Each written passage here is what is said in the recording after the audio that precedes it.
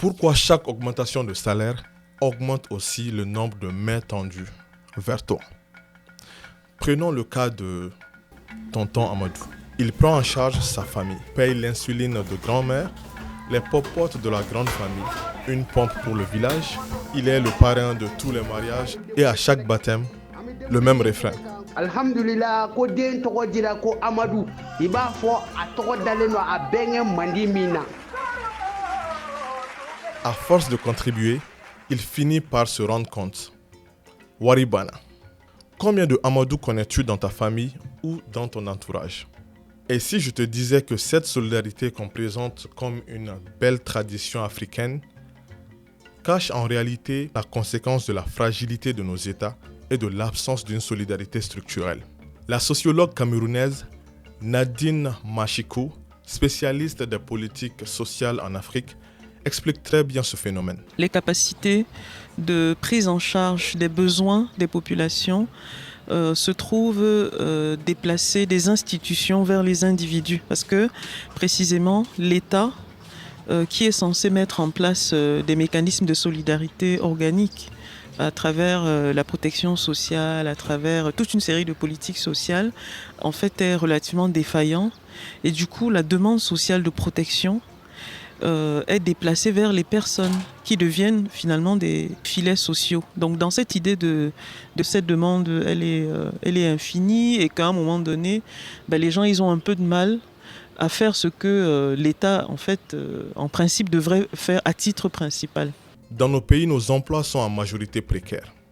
Cela signifie que la charge de la protection sociale, santé, éducation, survie au quotidien repose de manière disproportionnée sur celles et ceux qui ont la chance d'avoir un emploi stable.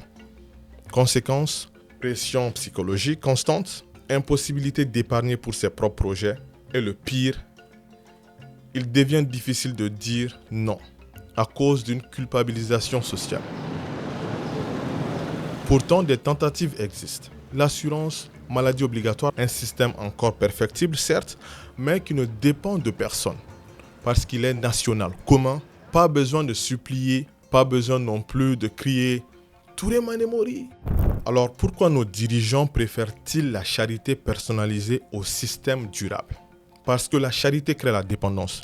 Et cette dépendance crée un rôle central pour celles et ceux qui donnent et ils deviennent ainsi indispensables. Ils deviennent les régulateurs sociaux.